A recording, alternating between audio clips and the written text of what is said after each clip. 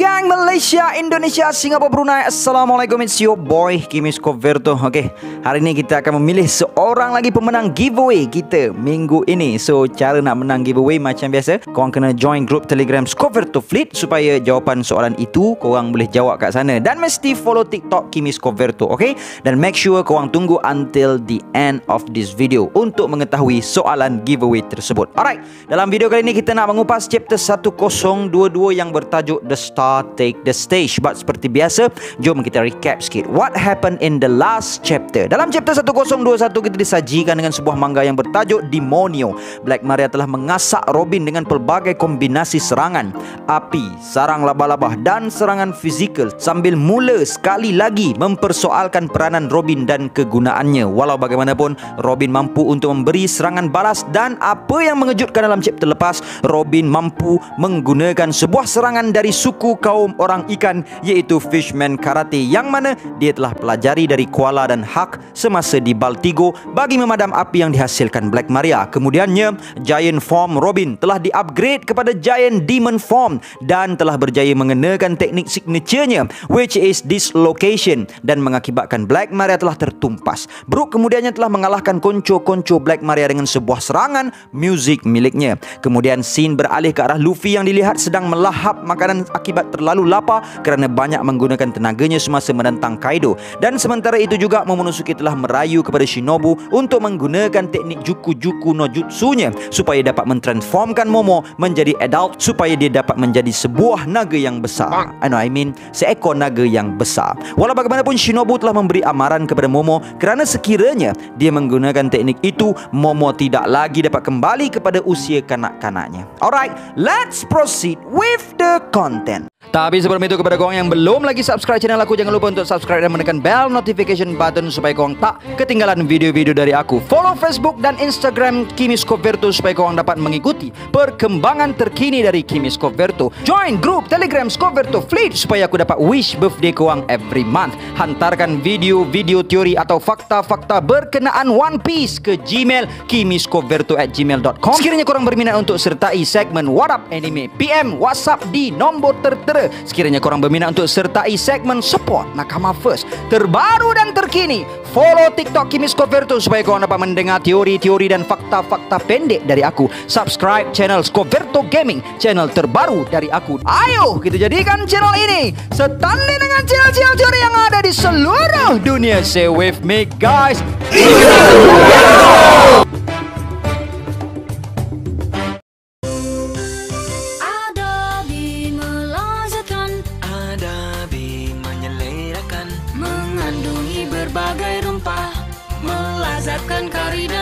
di cover page chapter kali ini kita dapat melihat seekor katak sedang bermain sembunyi-sembunyi dengan klan Tontata di atas rimbunan bunga-bungaan. Membuka tirai chapter kali ini kita dapat melihat narrator memaklumkan kepada kita liputan peperangan. Aliansi Samurai dan Lanun memulakan serbuan ini dengan berbekalkan 5,400 bala tentera menentang The Beast Pirate dengan ketumbukan 30,000 orang tentera. Namun setelah betul punya struggle dan susah payah dan ditambah lagi dengan kuasa sakti Kibidango Otama, perbezaan antara kekuatan dan bilangan tentera menjadi semakin berkurangan. Dan di panel ini kita dapat melihat kelima-lima lokasi gugurnya sang perwira Kaido dari kelompok pasukan Tobiropo. Kemudian panel beralih ke arah pulau Onigashima yang sedang terapung, yang semakin menghampiri tanah Wano. Berbaki lagi 15 minit sebelum pulau itu bakal menghempap the flower capital ibu negeri Wano. Dan sedang pulau itu bergerak, kita dapat melihat sekilas Luffy sudah pun menghabiskan jamuannya, yang mana bekalan itu adalah untuk tempoh masa sebulan, namun berjaya dihabiskannya dalam sedetik lebih.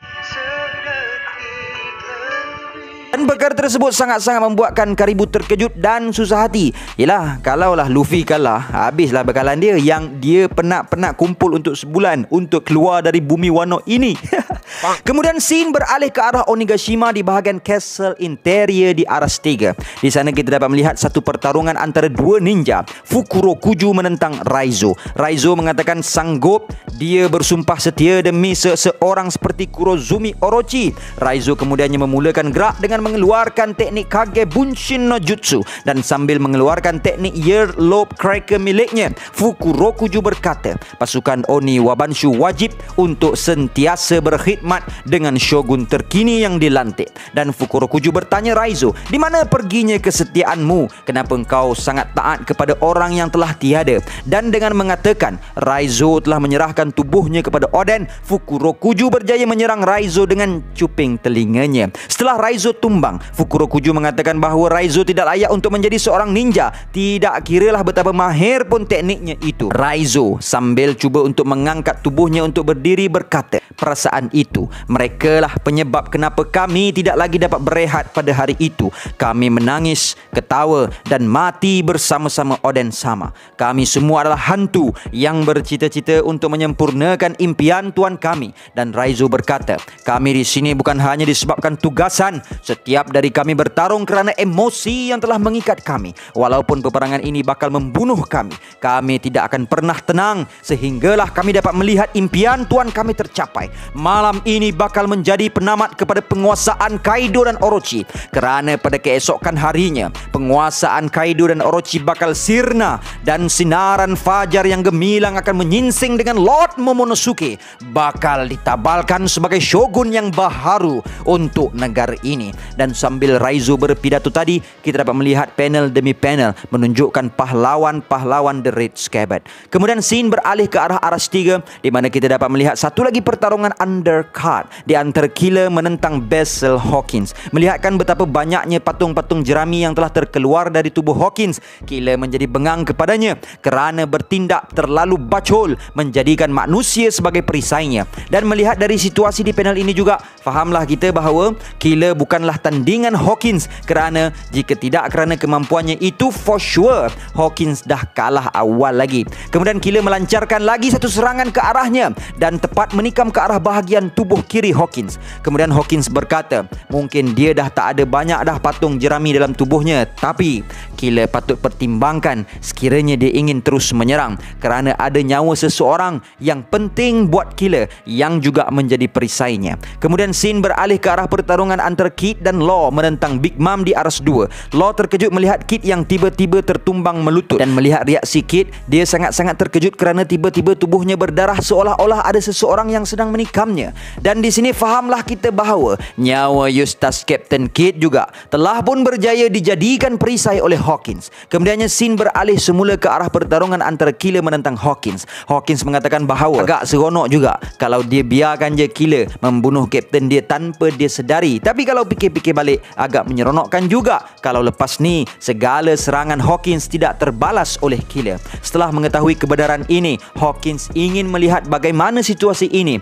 dapat menghiburkannya. Jadi kali ini Killer pula perlu mencari jalan bagaimana untuk menumpaskan Hawkins tanpa perlu mencederakannya. Dan kalau kita dapat lihat dari segi dialog, kita dapat katakan bahawa Killer dilihat seperti tidak ada masalah. Tapi kalau kita lihat dari segi lukisan, kita dapat melihat Killer sedikit terkejut, menggigil dan berpeluh. Kemudian scene telah beralih ke arah live floor, our main fight dalam chapter kali ini. Sebaik sahaja panel dizoomkan ke scene ini, kita dapat melihat suara jeritan, dan kemudian di panel ini kita dapat melihat dua sosok gergasi.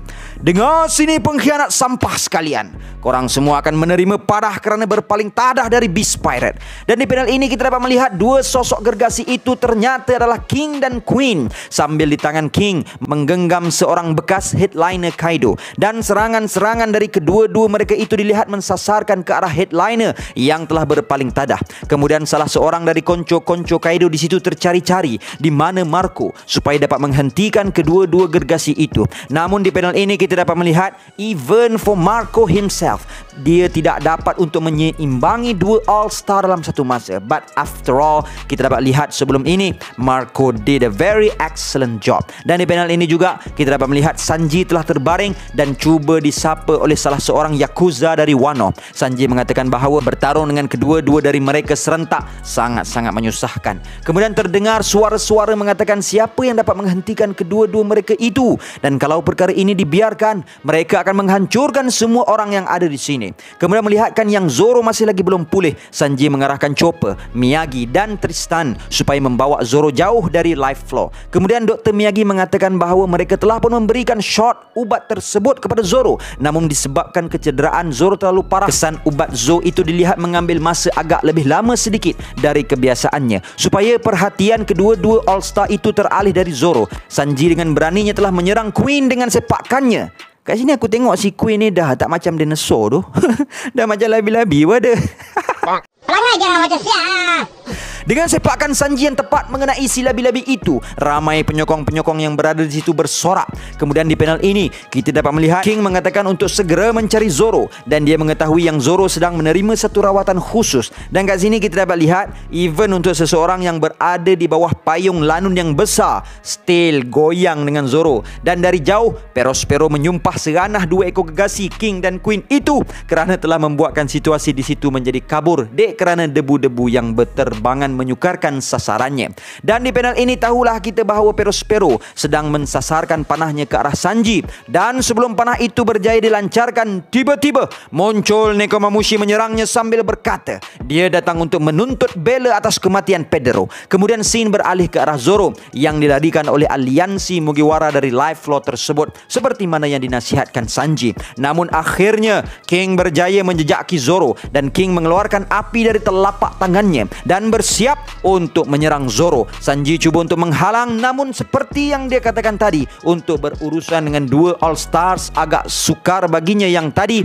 telah pun berjaya menendang Queen si labi-labi. Dan serangan King itu berjaya dihalang oleh Marco yang tadinya kelihatan sudah pun lesu. Setelah berjaya menahan serangan King, Marco berkata dia pernah mendengar khabar angin menceritakan tentang bangsa Conjuring Fire yang hidup di atas Red Line. Dan kemunculan Marco itu sangat-sangat mengejutkan kedua-dua Queen dan King, dan sambil mengatakan bahawa korang geng-geng Whitebeard patut dah terima kematian, cuba untuk menyerang Marco. Namun Marco dengan selamba mengatakan dia dah menyerah dan peranan dia sampai di situ sahaja kerana sekarang telah sampai masanya Bintang untuk mengambil alih pentas. Kemudian kedengaran suara berduet Three Sword Style, Double Jumper, Onigiri, Mutton Shot tepat menghinggap tubuh gergasi King dan Queen. Yes, Zoro has come back. Kedua-dua sayap sang Raja Lanun is in action now. The result is inevitable. Setelah pertukaran demi pertukaran yang dipersembahkan oleh All Stars, sekarang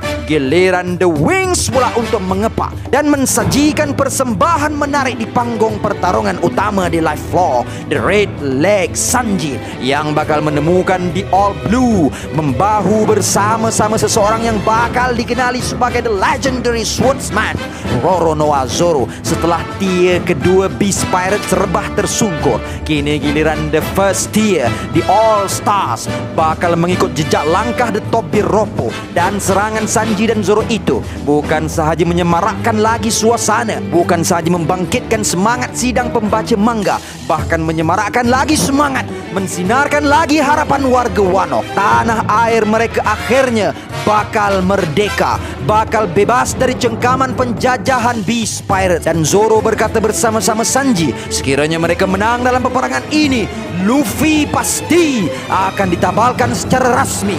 The Pirates King dan chapter pun tamat. What a chapter my brother. Dah lama sangat-sangat kita nak tengok gandengan monster Mugiwara ni. And finally Oda mengkabulkan permintaan kita. Wow, what a comeback brother. So gang, jangan lupa untuk komen kat bawah pandangan dan perasaan korang untuk chapter kali ni. Dan seperti yang aku beritahu tadi, untuk soalan giveaway, alright, soalannya berbunyi begini. Sila nyatakan di chapter manakah terdapatnya cover page ini. Siapa yang paling cepat bagi tahu jawapan di Telegram adalah pemenangnya. Dan pemenang akan diumumkan pada hari Isnin ini. Alright? And gang, before I end, sedikit renungan.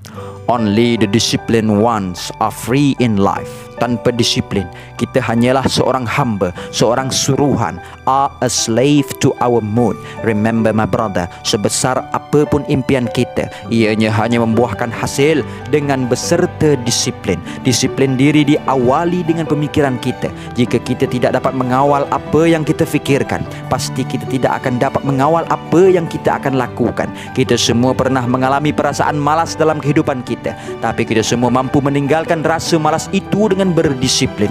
Disiplin adalah jambatan antara tujuan dan pencapaian. Disiplin adalah kekuatan ajaib yang membuat kita tidak boleh dikalahkan. There are hunters and there are victims. By your disciplines, cunning, obedience and alertness, you will decide if you are a hunter or a victim. And remember my brother, for every discipline there is the multiple reward. And until then my gang, there is no God except Allah. Assalamualaikum warahmatullahi